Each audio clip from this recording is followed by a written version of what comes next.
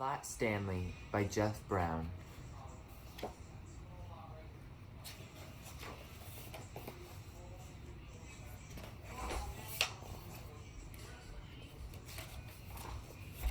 Hey, come look!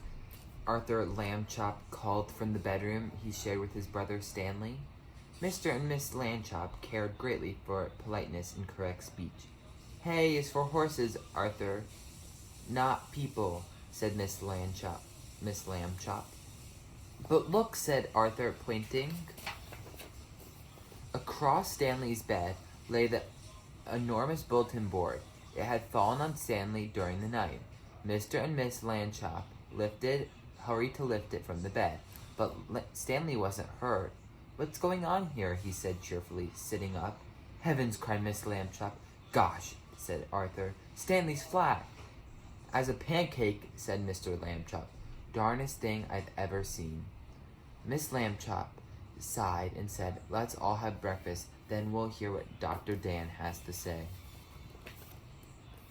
In his office, Dr. Dan examined Stanley. How do you feel? He asked. I feel sort of tickly after I got up, Stanley said, but I feel fine now. Well, that's mostly how it is with these cases, said Dr. Dan. The nurses took Stanley's measurement. He was 4 feet tall, about a foot wide, and half an inch thick. Being flat could be fun. Stanley enjoyed going in and out of rooms by sliding through the crack at the bottom of the door. Arthur tried too, but he just banged his head. Being flat could be exciting. During the holidays, Stanley was invited to visit his friend Thomas in California. Mr. Lambchop brought home an enormous brown paper envelope and said, Stanley, try this for your size. Try this on for size. The envelope fit Stanley perfectly, and the next morning his parents slid him in along with an egg salad sandwich and mailed him from the box on the corner. Stanley had a fine time in California. Thomas's family returned him in a beautiful white envelope they had made themselves. They marked it airmail and wrote valuable, and this ended up on both sides.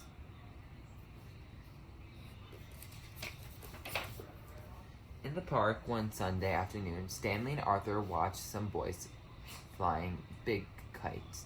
Someday, Arthur said, I would like to have a big kite. You can fly me, Arthur, Stanley said. Come on. He gave Arthur a spool of string and attached the string to himself. Then he ran across the grass to catch the wind. Up, up, up went Stanley. Arthur let out all the string, and Stanley soared high above the trees. Everyone stood still to watch. But Arthur got tied up, running with the empty spool, wedging it in the fork of a tree. He went off for a hot dog. He didn't notice when Stanley became tangled in the branches of the tree. Half an hour passed before Arthur heard Stanley's shouts and climbed to set him free. Arthur apologized over and over again that evening, but Stanley was still cross. The next morning, Mr. Lambchop and Stanley met their neighbor, Mr. O.J. Dart, director of the famous Museum of Art. Mr. Dart looked worried. Another valuable painting was stolen from the famous museum last night. He told Stanley and his father, the police suspect a gang of sneak thieves. They work at night, but by sneakery, which makes them very difficult to catch. Stanley had an idea. He explained it to Mr. Dart. Excellent, said Mr. Dart. We'll try out your plan tonight. That evening, in the main hall of the museum, Mr. Dart showed Stanley the most expensive painting in the world. Next to it was an empty picture frame. And now, Stanley, said Mr. Dart, it's time for your disguise. Stanley showed Mr. Dart the disguise he had brought. This is a really good one, my cowboy hat and a red bandana. I'm sorry, Mr. Dart said, but we don't have any cowboy pictures here. You must wear the disguise I have chosen. Stanley could hardly speak when he saw Mr. Dart's disguise. I'll look like a girl, he protested, but Stanley was a good sport, so he put it on. In the main hall, Stanley climbed into the empty picture frame and stood very still. "Very nice," said Mr. Dart, and went off to arrange the rest of their plan. Now Stanley was alone. The hall was very dark, but enough moonlight came through the windows for him to see the world's most expensive painting. Maybe the sneak thieves won't come, he thought. Then, creak! A glow of yellow light shone suddenly in the center of the hall. A trapdoor had opened in the floor. The sneak thieves, carrying lanterns, came up into the hall. The thieves took the world's most expensive painting off the wall. "This is it, Max," said the first thief, whose name was Luther. "In all of this great city, there's no one to suspect us." Then Luther saw Stanley in his frame. "I thought sheep girls were supposed to smile, Max," he said. "This one looks scared." Stanley managed a tiny smile. "She's smiling, sort of," Max said. And what a pretty little thing she is, too." That made Stanley furious. In his loudest voice, he shouted, "Police! Mr. Dart! The sneak thieves are here!" Max, Luther whispered. "I think I hear the sheep girl yell." "Oh boy, yelling pictures. We both need a rest," Max whispered.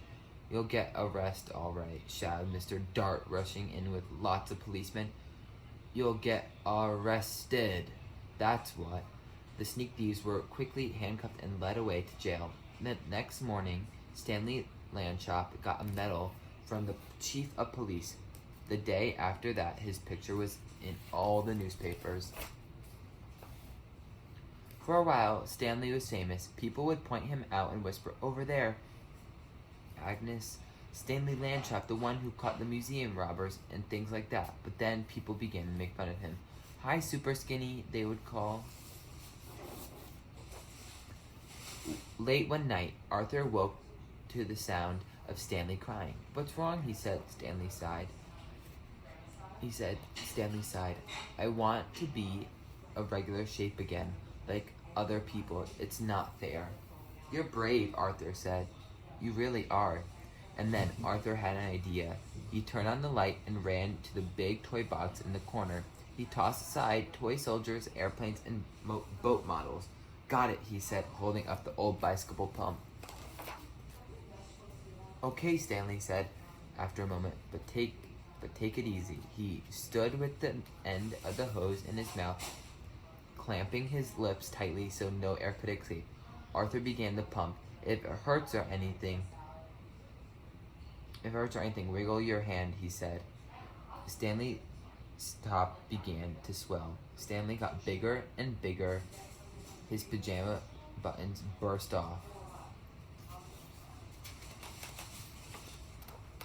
Soon, he was all rounded out except for his right foot. He shook the foot twice, and it swelled to match the other one. There stood Stanley Lambchop, as if nothing had ever been flat at all. "Thank you, Arthur," Stanley said. "Thank you very much." Mr. and Miss Lambchop came to see what the boys were up to so late at night. "George," said Miss Lambchop, "Stanley's round again." "I'm the one who did it," Arthur said. "I blew him up." Miss Lambchop made a hot chocolate to celebrate, and several toasts were drunk to Arthur for his cleverness.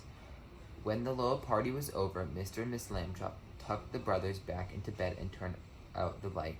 "Good night," they said. "Good night," said Stanley and Arthur. Very soon, all the Lambchops were asleep. The end. And that is Flat Stanley.